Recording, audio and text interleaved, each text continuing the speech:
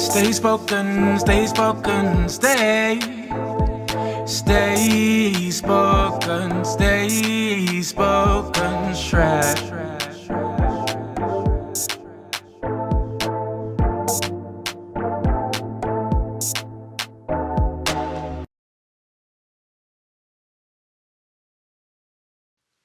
Make some noise for the suicide boys. In a world so rough, in a world where they have to pretend to be tough. Don't mention emotions, don't call his bluff because he don't fuck around with that feeling stuff.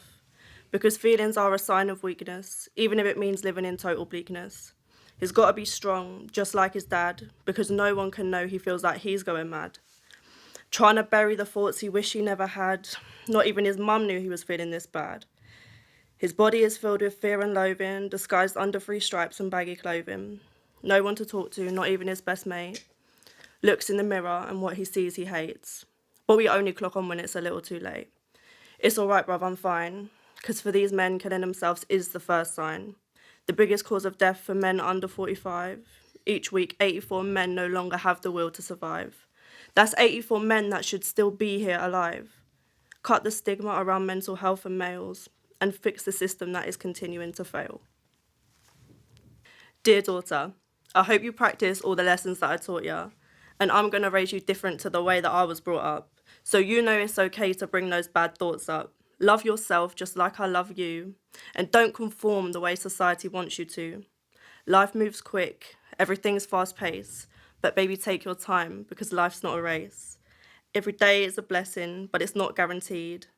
Wants are an option, prioritise your needs. Keep everything balanced, it's all about moderation, and be sure to give those less fortunate your consideration. On your dark days, I hope you think of me and all the things I had to do to get us from A to B. I'm sorry you were exposed to the things that I didn't want you to see. I was trapped for so long, but I'm blessed because now I'm free. 3-bedroom house, and we moved it on our own. We had friends and family, but they were trapped inside our phone.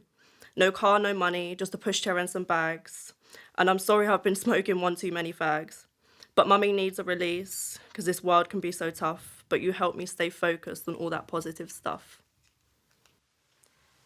If God was a woman, would we worship on our knees? If God was a woman, would we be able to love who we please? What if Satan was Adam, and what if God was Eve? And on day 6 she made man, and on day 3 she made trees. It's already a fact that women create life, and 1 in 3 have to give birth via knife. What if God was a woman, and this was all her plan? To take all our omnipotence and give it to a man. Bless them with her power and see how they use it, then prove herself right when they exploit and abuse it. If God was a woman, would we still be paid less? If God was a woman, would we be judged for how we dress? What if all the disciples were female? Would we all be treated the same? Or would the patriarchal society of the time still be the excuse to blame? If God was a woman, would we go to hell for sin? If God was a woman, would she be someone you believed in? I went to the doctor to tell him how I feel.